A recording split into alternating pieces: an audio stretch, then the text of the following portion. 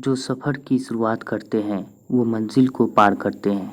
एक बार चलने का तो हौसला रखो, मुसाफिरों का तो रास्ते भी इंतज़ार करते हैं। थक कर ना बैठ ए मंजिल के मुसाफिर, थक कर ना बैठ ए मंजिल के मुसाफिर। मंजिल भी मिलेगा और मिलने का मज़ा भी आएगा। दोस्तों, सबसे पहले आप सभी को राम राम, गुड मॉर्निंग, जय श्री कृष्ण, राधे राधे, जय महाकाल। दोस्तों, हम बात करेंगे आज की करंट अफेयर यानी कि सीए की। वर्ल्ड वर्ल्ड सीए की हम बात करेंगे और नेशनल इंटरनेशनल सीए की हम बात करेंगे, जो एग्ज़ाम के पॉइंट ऑफ व्यू से काफ़ी महत्वपूर्ण हो सकते हैं, जो कि आने वाले एग्ज़ाम किसी भी एग्ज़ाम के लिए काफ़ी महत्वपूर्ण हो सकते हैं। बात करते हैं बिहार पुलिस की हम बात करते हैं, या बिहार एसआई की बात कर लेते हैं, या एसएससी की बात करते हैं, या दिल्ली पुलिस की बात करें, या यूपी पुलिस की बात करें, या एमपी पुलिस की बात करें।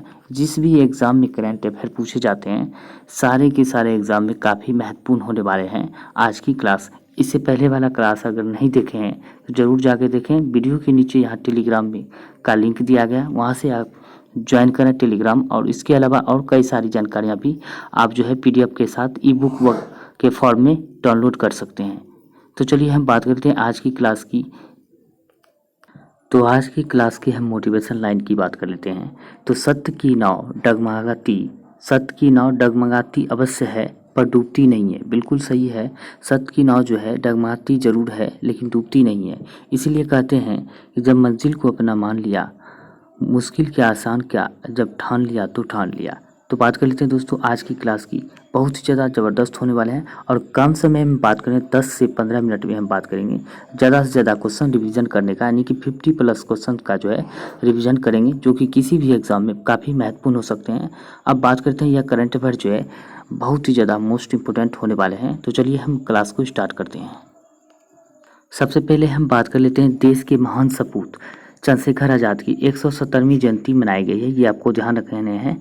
या तो इसका टीओ भी पूछ सकते हैं, जन्म कब हुआ था, इसका जन्म डेट ऑफ बर्थ क्या है, या तो ये पूछ सकते हैं 2023 में जो है कौन सी इसकी जयंती मनाई गई है। तो चंद्रशेखर आज़ाद की ये याद रखना 170वीं। अगर 2023 में इसको 117 घटा देंगे तो इसका जो है डेट ऑफ बर्थ यानी कि जन्म निकल के चलाएगा। ये आपको ध्यान रखना है, ये कमेंट करके आपको बताने हैं। अब बात करते हैं नेक्स्ट क्वेश्चन की। नवीन पटनायक ने बनाया नया रिकॉर्ड, सबसे लंबे समय तक सीएम रहने वाले दूसरे मुख्यमंत्री बने। तो दूसरा मुख्यमंत्री तो बन गए हैं। अब बात करते हैं पहला कौन बने हैं।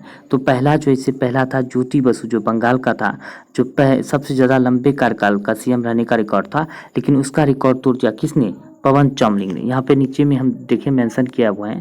तो सबसे लंबे समय तक सीएम रहने वाला रिकॉर्ड किसके नाम है, पवन चामलिंग के नाम है, जो कि पहले यानी कि पहले पायदान पर है सबसे लंबा कार्यकाल की बात करें। उसी बात कर लेते हैं सबसे लंबा यानी कि अब हो गया पवन चामलिंग का। ज्योति बसु की हम बात करें तो ये तीसरा सबसे लंबा कार्यकाल बड़ा हो गया। इससे पहले नवीन पटनायक से पहले जो था ये जो था दूसरे नंबर पर था, लेकिन नवीन पटनायक ने इसका रिकॉर्ड तोड़ दिया है ज्योति बसु का। ये तीसरा सबसे ज़्यादा लंबे समय तक रहने वाले मुख्यमंत्री बने हैं। ये आपको ध्यान रखने हैं, ये एग्जाम के पॉइंट ऑफ व्यू से काफ़ी महत्वपूर्ण हो सकते हैं। अब नवीन पटनायक की बात करें तो ये बीजू दल के नेता है, ये वहाँ का क्षेत्रीय पार्टी है उड़ीसा के। ये आपको ध्यान रखने हैं। अब बात कर लेते हैं नेक्स्ट क्वेश्चन की बात कर लेते हैं। उत्तर प्रदेश के हम बारे में बात करेंगे। तो उत्तर प्रदेश की हम बात कर लेते हैं। जितने भी योजनाएं हैं इस काफ़ी सारी महत्वपूर्ण है। इसी तरह हम आपको जो है कई सारी योजनाएं जो भी सरकार का हाल फिलहाल में चलाए गए हैं योजनाएं या जो भी चीज़ें लॉन्च किए गए हैं, वो सारे जो एग्जाम के पॉइंट ऑफ व्यू से इम्पोर्टेंट हो सकते हैं वो हम रिवाइज कराने का प्रयास करेंगे। आप लोग भी कोई सुझाव देना चाहते हैं वीडियो के नीचे कमेंट करके सुझाव जरूर दें कि अगला टॉपिक क्या होने वाला है, कहाँ से रिवाइज कराएं जो कि आपके लिए अच्छा रहे। तो ज़रूर कमेंट कर सुझाव दें। और हम तो चाहते हैं जहाँ तक हो सकता है, जहाँ से क्वेश्चन आने की संभावना है वहाँ से हम लेने की प्रबल यानी कि कोशिश पूरा का पूरा कोशिश करते हैं। अब बात करते हैं उत्तर प्रदेश के, आपके बारे में पता ही है योगी आदित्यनाथ इसके सीएम है उत्तर प्रदेश का, ये आपको ध्यान रखना है। अब बात कर लेते हैं वन टैप वन ट्री अभियान जो है उत्तर प्रदेश के द्वारा चलाया गया है, हाल ही में चलाया गया है। खेलो इंडिया यूनिवर्सिटी गेम की बात करें, तीसरा संस्करण जो है उत्तर प्रदेश में खेला गया है। ये आपको ध्यान रखना है। अब वही बात करते हैं बंदरबन जो है लखनऊ में, ये जो विकसित किया जा रहा है बंदरबन, ये भी आपको ध्यान रखना है। शिकायत निवारण की में हम बात करें तो शिकायत निवारण में सूचकांक में टॉप पर है उत्तर प्रदेश। शिकायत निवारण सूचकांक में टॉप पर है पूरे भारत में उत्तर प्रदेश। अमरोहा ढोलक को बात करते हैं हाल ही में जीआई टैग मिला है। जीआई टैग की बात करें तो 1999 अधिनियम के तहत जो है जीआई टैग का शुरुआत हुआ था, जो कि 10 वर्षों के लिए दिया जाता है, जो पर्यावरण के अनुकूल हो। पहली बार जीआई टैग की बात करें तो दार्जिलिंग चाय को 2003-4 में दिया गया था, ये आपको ध्यान रखना है। अब बात करते हैं और भी सारे उत्तर प्रदेश के बारे में है क्वेश्चंस, यहाँ पे देख सकते हैं। गंगा विलास की हम बात कर लेते हैं तो दुनिया की सबसे बड़ी क्रूज सेवा है, जो कि 51 दिनों तक चलेगी। 51 दिनों में जो है 51 देश में जो है 3200 यानी कि 3200 किलोमीटर दूरी तय करेंगे, ये आपको ध्यान रखना है। 53वां टाइगर रिजर्व की हम बात करें तो रानीपुर है, जो कि उत्तर प्रदेश में स्थित है। एक परिवार एक पहचान योजना की बात करें तो उत्तर प्रदेश के द्वारा चलाया गया है। तो ये सारे क्वेश्चन जो भी है आपको रिपीट कर लेना है। वीडियो को जो है 2 बार 3 बार देखने के बाद आपको याद हो जाएंगे। अब बात कर लेते हैं मध्य प्रदेश की हम बात करते हैं योजनाएं के बारे में। तो मध्य प्रदेश की बात करते हैं भारत का पहला जियोलॉजिकल पार्क की बात करते हैं लम्हेटा मध्य प्रदेश में स्थापित किया गया है। 53वां जिला की बात करें तो मध्य प्रदेश का माऊगंज है, और हाल ही में 54वां जिला भी बनाने का जो है संशोधन यानी कि विचार कर रहे हैं मुख्यमंत्री, ये आपको ध्यान रखना है। अब बात करते हैं मध्य प्रदेश का जो है जो मुख्यमंत्री की बात करें सीएम कौन है, शिवराज सिंह चौहान है, ये आपको ध्यान रखना है। बात करते हैं दुनिया का सबसे बड़ा तैरता सोलर पार्क की बात करते हैं खंडवा मध्य प्रदेश में स्थित है। खेलो इंडिया यूथ गेम का 5वां संस्करण की बात करें तो मध्य प्रदेश में ही आयोजित किया गया, ये आपको ध्यान रखना है। अब बात करते हैं एशिया का पहला फ्लोटिंग फेस्टिवल की बात करें तो कहाँ किया गया है, स्थापित मंदसौर में। एशिया का पहला फ्लोटिंग फेस्टिवल मंदसौर मध्य प्रदेश में। 49वां खजुराहो महोत्सव की बात करते हैं तो यह जो कहाँ पे हुआ है तो हाल ही में खजुराहो में हुआ है, मध्य प्रदेश खजुराहो में। हवाई मार्ग से तीर्थ यात्रा करने वाला पहला राज्य की बात करें तो एमपी है। हवाई मार्ग से तीर्थ यात्रा करने वाला पहला राज्य मध्य प्रदेश बना है। मुख्यमंत्री सीखो कमाओ योजना की बात करें तो एमपी के द्वारा यानी कि मध्य प्रदेश के द्वारा ही लॉन्च किया गया है। अब बात करते हैं नेक्स्ट क्वेश्चन की, तो यहाँ पे देख सकते हैं वीरता पुरस्कार पाने वाली पहली महिला अधिकारी कौन है। तो वीरता पुरस्कार की हम बात करते हैं पाने वाली पहली महिला अधिकारी दीपिका मिश्रा है। अब बात कर लेते हैं इंडियन एयरफोर्स की पहली महिला अधिकारी कौन है। तो शालिजा धामी बनी है इंडियन एयरफोर्स की पहली महिला अधिकारी। अब भूटान में तैनात होने वाले हम बात कर रहे हैं सुरभि जखमौला जो है भूटान में तैनात होने वाली सुरभि जखमौला है, ये आपको ध्यान रखना है। ऑपरेशन दंतक के लिए जो इसे भूटान में तैनात किया गया था, ये आपको ध्यान रखने हैं। अब बात करते हैं सियाचिन में तैनात होने वाली पहली महिला अधिकारी कौन है, कैप्टन शिवा चौहान। ये महिला में से एक क्वेश्चन आपको जरूर देखने को मिल सकते हैं, काफ़ी पीवीआई हो सकते हैं। देख सकते हैं कितना मेहनत यानी कि क्वेश्चंस को जो है सेलेक्ट करके चुन चुन के पीडीएफ बनाए गए हैं, तो काफ़ी सारे मेहनत लगे हैं। तो वीडियो को पसंद आए तो ज़्यादा से ज़्यादा दोस्तों के साथ शेयर करें, लाइक करें, चैनल को सब्सक्राइब जरूर करें। अब बात कर लेते हैं सियाचिन में तैनात होने वाली पहली महिला अधिकारी, ये ज़्यादा इंपॉर्टेंट हो जाते हैं, ये आपको याद रखने हैं। लद्दाख सेना बटालियन की कमान संभालने वाली पहली महिला अफसर की बात करते हैं गीता राणा है। कौन है, गीता राणा। लद्दाख सेना की बटालियन की कमान संभालने वाली पहली महिला अफसर गीता राणा है। बात करते हैं हाल ही में राजस्थान में 19 नए जिले तथा बात कर लेते हैं 3 संभाग बनाए गए हैं। अब है कुल जिला और कुल संभाग कितने हो गए हैं, जब 19 नए जिले बनाए गए हैं और 3 संभाग बनाने के बाद जो है राजस्थान में कुल 50 जिले हो गए हैं और 10 संभाग हो गए हैं, ये आपको ध्यान रखने हैं। तो मुख्यमंत्री साहब ने कहा कि सोचा कि एक बार जो बनाने से अच्छा ही रहेगा कि एक बार ही क्यों ना बना दे, ताकि 1-200 वर्ष जो है 1 या 200 वर्ष जो है बनाने की नौबत ना आए। तो इसी चलते क्या हुआ है, सोचा कि एक ही बार में बना देते हैं, कोई टेंशन नहीं है। अब बात करते हैं 82वां ग्रैंड मास्टर यानी कि 82वां ग्रैंड मास्टर की बात करते हैं बी बुपल्ला बने हैं, याद रखना है। हाल ही में बने हैं बी बुपल्ला 82वें क्रम का ग्रैंड मास्टर बने हैं। बात करते हैं मोघर योजना की बात करते हैं, शुरुआत उड़ीसा में किया गया है। मोघर जितने भी संबंधित योजनाएं हैं सारे के सारे उड़ीसा से होते हैं, ये आपको ध्यान रखने हैं। बात करते हैं प्रोजेक्ट रेल की हम बात करें तो हाल ही में शुरुआत किया गया है झारखंड सरकार द्वारा। क्यों किया गया है, तो इसके लिए प्रोजेक्ट रेल की हम बात करें तो इसके तहत जो है गुणवत्तापूर्ण शिक्षा के लिए यह जो प्रोजेक्ट रील को चलाया गया, योजना लॉन्च किया गया, गुणवत्तापूर्ण शिक्षा के लिए प्रोजेक्ट रील योजना। बात करते हैं महिला मुक्केबाजी चैंपियन में 4 गोल्ड लाने वाली महिला की बात करें तो इन सारे महिलाओं ने हम बात करें तो भारत का नाम रोशन किया है और साथ ही साथ भारत को जो 4 गोल्ड दिलाए हैं, तो ये आपको ध्यान रखने हैं। कौन कौन महिलाएं? नीतू घंगास जो है इन्होंने गोल्ड मेडल लाए हैं भारत के लिए, भारत का नाम रोशन किया है। बात करें निखत जरीन ने भी गोल्ड लाए हैं, ये मुक्केबाजी से संबंधित है।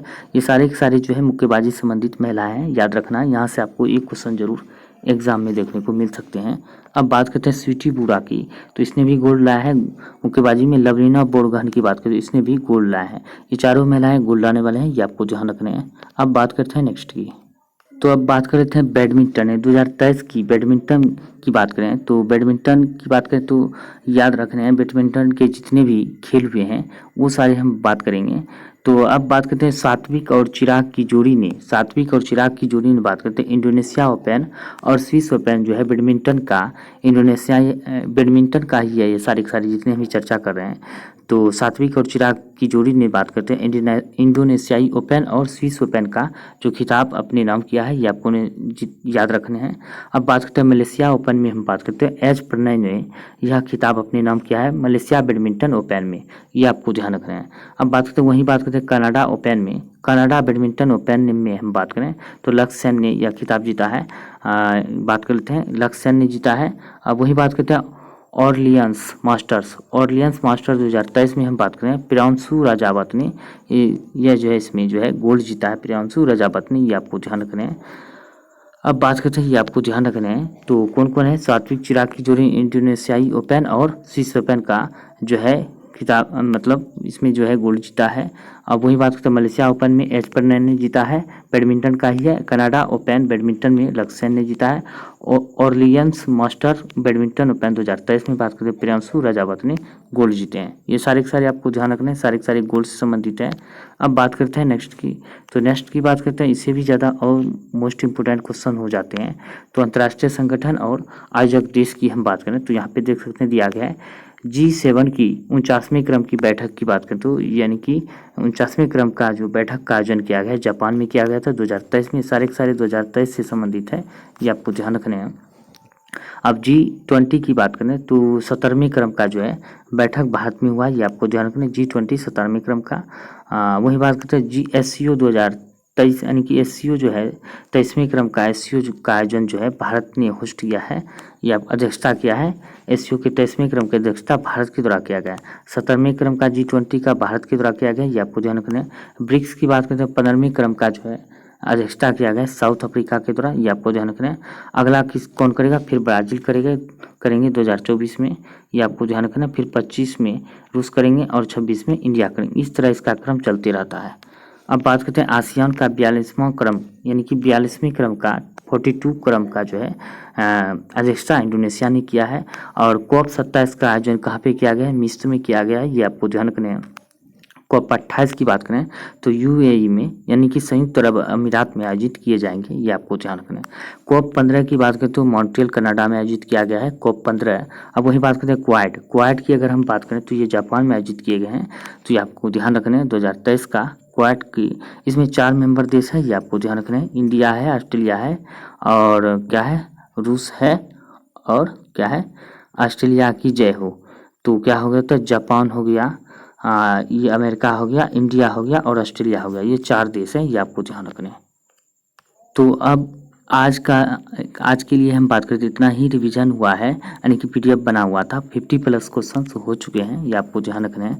50 से प्लस क्वेश्चन है और आगे भी हम चाहेंगे इससे भी ज़्यादा और सेलेक्टेड क्वेश्चन लाएंगे, यानी कि वो टॉपिक्स लाएंगे सेलेक्टेड जहाँ से क्वेश्चन एक ना एक क्वेश्चन पूछने का प्रबल संभावना होते हैं। और आप भी कमेंट करके नीचे में बताएं कि अगला टॉपिक क्या लाने का हम प्रयास करें जहाँ से आपके लिए काफ़ी महत्वपूर्ण हो सकते हैं आपके लिए कोई भी एग्जाम में। अब बात करते हैं आज की सवाल की बात करते हैं, जवाब आपको कमेंट करके बताने हैं। कौन सा मेट्रो शहर भारत का पहला वाईफाई सक्षम शहर बन गया है? कौन सा मेट्रो शहर की बात करें तो भारत का पहला वाईफाई सक्षम शहर बन गया है? इसका जवाब आपको कमेंट करके बताना है। आपके आंसर का हमें जवाब रहेगा और आपको कमेंट का और सुझाव का भी। तो मिलते हैं अगले वीडियो में, तब तक के लिए जय हिंद जय भारत।